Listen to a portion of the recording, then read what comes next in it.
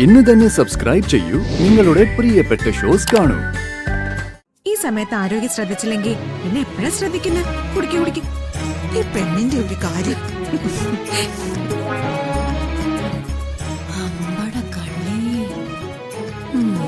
ശരിയാക്കി തരാം. ഏട്ടൻ മരിച്ചപ്പോ ഏട്ടത്തി ശരിക്കും ഒറ്റയ്ക്കായ പോലെ. ഇവള് കൂടെ ഉണ്ടെന്നാലും അവക്ക് മറ്റൊരു കുടുംബമുണ്ട്, കുഞ്ഞുമുണ്ട്. ഏട്ടത്തി ഒറ്റപ്പെട്ടു പോകാതിരിക്കാൻ ഈശ്വരൻ തന്നതാ ഒരു കുഞ്ഞിനെ. മറ്റുള്ളവരെ ഭയന്ന് അതിനെ ഇല്ലാതാക്കി കളയരുത്.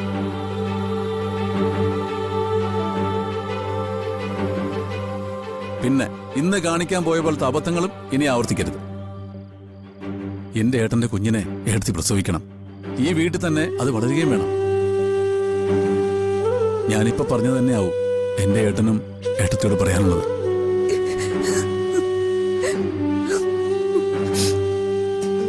ഏട്ടത്തി വിലക്കിയതുകൊണ്ട് ഇപ്പൊ ഞാനത് ആരോടും പറയുന്നില്ല. പക്ഷെ സന്ദർഭം ഒത്തുവരുമ്പോ ഞാൻ തന്നെ ഇത് അമ്മയോട് സംസാരിക്കും. എന്തു വന്നാലും ഞാൻ സംസാരിച്ച് ശരിയായിക്കോളാം. ഏട്ടത്തി ധൈര്യമായിട്ടിരിക്കെ.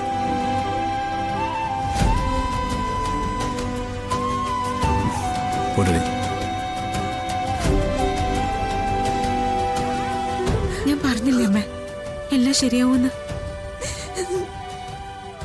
ഇനി എന്റെ അമ്മ ഒന്നും ഓർത്ത് കരയണ്ട, സന്തോഷമായിട്ടിരിക്കണം. ഇനി അങ്ങോട്ട് സന്തോഷത്തിന്റെ നാളുകളാ ഈ വീട്ടിലും ദൈവം വെക്കും.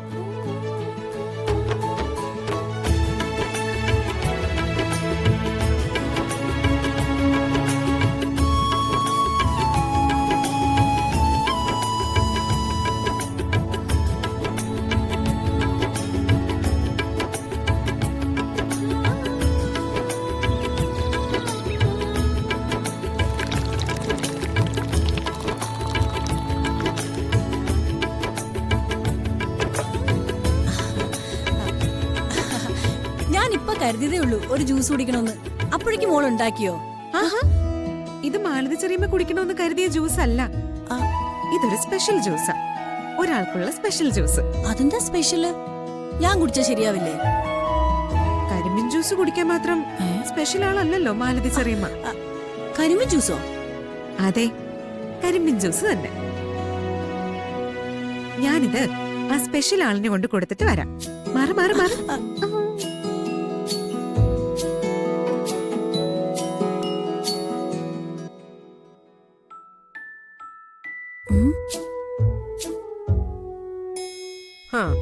നീ ഇവിടെ വന്ന് ആലോചിച്ച് നിൽക്കാണോ? ചോറും കറിയൊന്നും ഉണ്ടാക്കണ്ടേ? ചേച്ചി ചോറും കറിയും വെച്ച് നടന്നോ? ഇവിടെ നടക്കുന്നൊന്നും അറിയണ്ട. എന്താ മീനാക്ഷി എന്താ കൊണ്ടുപോയെന്ന് അറിയാവോ? ജ്യൂസ്. അത് വെറും ജ്യൂസ് അല്ല, കരിമ്പ് ജ്യൂസാ. അതിനെന്താ, അവള് കരിമ്പിൻ ജ്യൂസ് കുടിക്കട്ടെ. നിനക്ക് വേണമെങ്കിൽ നീ ഉണ്ടാക്കി കുടിച്ചോ. അതിന് എനിക്ക് ഗർഭമൊന്നും ഇല്ലല്ലോ. എന്റെ ചേച്ചി, ഞാൻ ഇന്നലെ പറഞ്ഞതൊക്കെ മറന്നുപോയോ? ഞാൻ പറഞ്ഞില്ലേ, ഈ വീട്ടില് ആരോ ഒരാള് ഗർഭിണിയാ. ആ ഗർഭിണിക്കുള്ള ജ്യൂസാ ഇപ്പോ മീനാക്ഷി ഇവിടുന്ന് ഉണ്ടാക്കിക്കൊണ്ടുപോയത്. ഓക്കാനവും ഛർദിലും രാവിലത്തെ തലചുറ്റൽ മാറാനും വേണ്ടി ഗർഭിണികൾക്ക് കൊടുക്കുന്ന ജ്യൂസാ അത്. ഞാൻ ഗർഭിണിയായിരുന്നപ്പോ എന്റെ അമ്മ സ്ഥിരം എനിക്ക് അതല്ലേ തന്നോണ്ടിരുന്നേ. അങ്ങനെയാണെങ്കിൽ ഇന്നലെ പപ്പായ ജ്യൂസ് കുടിച്ച എന്തിന്?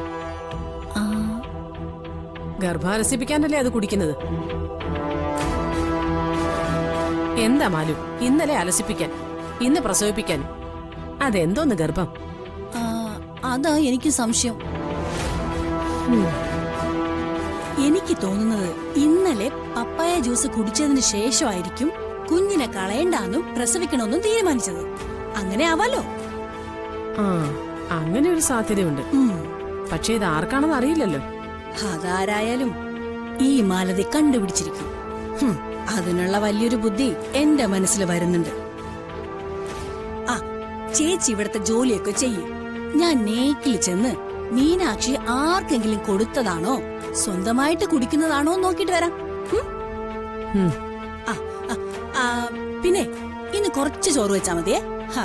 കാരണം ഞാൻ ഈ രഹസ്യം കണ്ടുപിടിക്കുന്നതോടെ ഇവിടെ പലരുടെയും വയറ് നിറയും. ഉം. ഉം?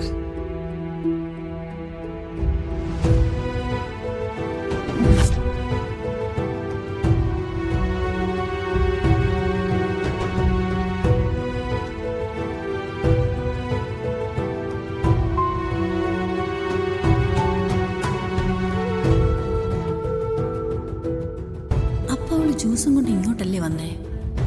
ഇനി എവിടെയെങ്കിലും കൊണ്ടുവച്ച് രഹസ്യമായിട്ട് കുടിക്കുന്നുണ്ടാവോ?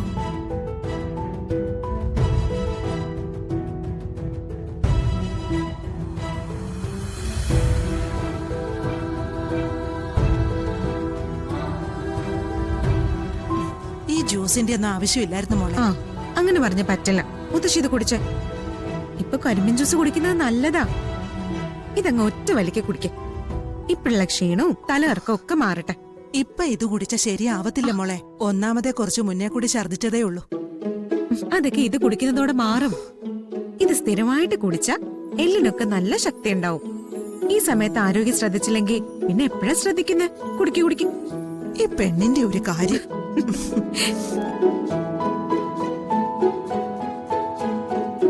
അമ്പട കള്ളി. ശരിയാക്കി തരാം.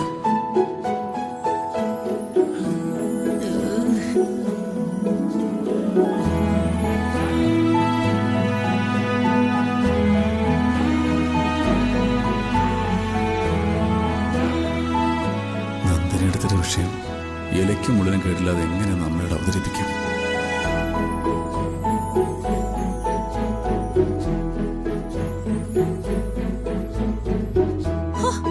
ഇവിടെ വന്നിക്കുവാണോ?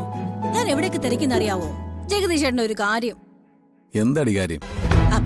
ജഗദീഷ് ചേട്ടാ, ഞാനൊരു കാര്യം പറഞ്ഞാലേ ജഗദീഷ് ചേട്ടൻ ഞെട്ടരുതെന്ന് ഞാൻ പറയില്ല. കാരണം ജഗദീഷ് ചേട്ടൻ ഞെട്ടും. എടി വേണേ നീ പറയുന്നതിന് മുമ്പേ ഞാൻ ഞെട്ടാം. എന്നെ ശല്യപ്പെടുത്താൻ നീ ഒന്ന് പോയേ. അങ്ങനെ പോകുന്നില്ല. കാരണം ഞാൻ പറയാൻ വന്ന കാര്യം ജഗദീഷ് ചേട്ടന് കൂടി നാണക്കേട് ഉണ്ടാക്കുന്ന കാര്യമാണ്. എന്താണെന്ന് വെച്ചാൽ ഒന്ന് പറഞ്ഞ് തോലയ്ക്കന്റെ മാലതി. ഏട്ടൻ അറിയാവോ, ഈ വീട്ടില് ഒരാൾക്ക് ഗർഭം. ഞെട്ടിയോ? ഞാൻ പറഞ്ഞില്ല ഞെട്ടോന്ന്. നല്ല പ്രായം അല്ലാത്തോണ്ടും ഭർത്താവ് ഒപ്പ ഇല്ലാത്തോണ്ടും നാണക്കേട് കൊണ്ടും അവരത് പുറത്ത് കാണിക്കാതെ വെച്ചിരിക്കുവാ. എടി നേരത്തെ പോലെ നീ വല്ലതും പറഞ്ഞുണ്ടാക്കിയ നീ വീണ്ടും മേടിക്കുവേ. ഇതല്ല, ശരിക്കും ഇതാ സത്യം. നിനക്കെങ്ങനെ മനസ്സിലായി? അവര് നിന്നോട് വല്ലതും പറഞ്ഞു? പറഞ്ഞില്ല, പക്ഷെ ഞാൻ കണ്ടുപിടിച്ചു. എങ്ങനെ? ആ ഗർഭിണിക്ക് മീനാക്ഷി ഇപ്പോ കരിമ്പിൻ ജ്യൂസ് കൊണ്ടു കൊടുക്കുന്നത് കണ്ടിട്ടാ ഞാനിപ്പോ വന്നത്. എടി കരിമ്പ് ജ്യൂസ് കുടിച്ചാ അതിനർത്ഥം ഗർഭിണിയാണെന്നാണ്? അല്ല, പക്ഷേ ഗർഭാവസ്ഥയെ കുറിച്ച് പരസ്പരം സംസാരിക്കുന്നത് കൂടെ ഞാൻ കേട്ടല്ലോ. ക്ഷീണം, തലകറക്കം, ഓക്കാനം, ഇതൊക്കെ ഗർഭിണികളെ ലക്ഷണമാ. ദൈവമേ, നന്ദിനിയുടെ കാര്യം ഞാൻ പറയുന്നതിന് മുമ്പ് ഇവളെല്ലാരെയും അറിയിച്ച് കൊളവാക്കോ? ശോ, ഇതൊക്കെ നാട്ടുകാരറിഞ്ഞാലേ എന്ത് വിചാരിക്കും എന്തോ, അതും ഈ പ്രായത്തില്. ഏത് പ്രായത്തില്? ഈ പ്രായത്തിൽ എന്താ കുഴപ്പം? നാട്ടുകാരെന്താണെന്ന് വിചാരിച്ചോട്ടെ. ഓഹോ, അപ്പൊ ജഗദീഷ് ചേട്ടൻ സപ്പോർട്ടാണല്ലേ? പിന്നെ ഞാനെന്ത് വേണം? പറ്റില്ലാന്ന് പറയണം.